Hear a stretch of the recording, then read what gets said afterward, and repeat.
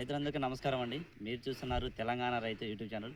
ఈరోజు నా పేరు తుమ్మలపల్లి సత్యనారాయణ. మనం కామైపల్లి మండలం గేట్ కారేపల్లి అనే కారేపల్లి మండలం గేట్ కారేపల్లి అనే ఊర్లో వచ్చాం. ఈరోజు మనం AR243 అనే విత్తనం యొక్క విశిష్టతలు తెలుసుకుందాం.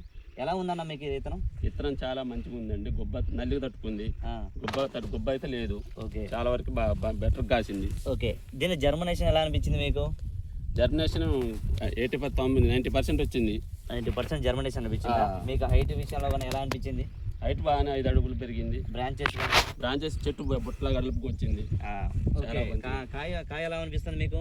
కాయ పొడుగు బాగా వచ్చింది. ఓకే, సైజ్ బాగా వచ్చింది. ఓకే, 5 అంగుళాలు ఉంటట్టుంది కాయ కూడా. చూసుకోవచ్చు మీరు. సైజ్ కూడా చూడండి, చాలా నీట్ గా చాలా బాగుంది.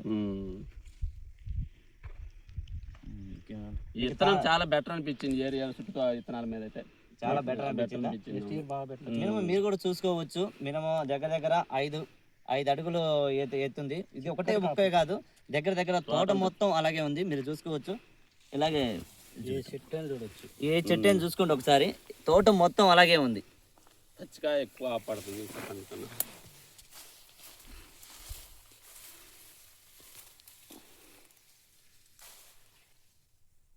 ఇది రెండో స్టెప్.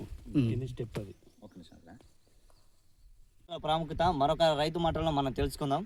నమస్కారం, ఏం పేరు సార్ మీ పేరు? అప్పారావు అండి, తాలూరి అప్పారావు గారా. మీకు ఎలా అనిపించింది సార్ ఈ విత్తనం? విత్తనం మాత్రం నెంబర్ అడుగుంది. నేను 4 రకాలు పెట్టినాం. 4 రకాలలో ఇది బెటర్ కనిపించింది. విత్తనం గురించి బ్రహ్మాండంగా బెటర్. చిక్కటి కాపు, ఐరేట్ పొద్ది, 4 అంగుళాలు ఉంది కాయ కూడా. ఓకే, బారు సైజు మంచి రేటు పొద్ది.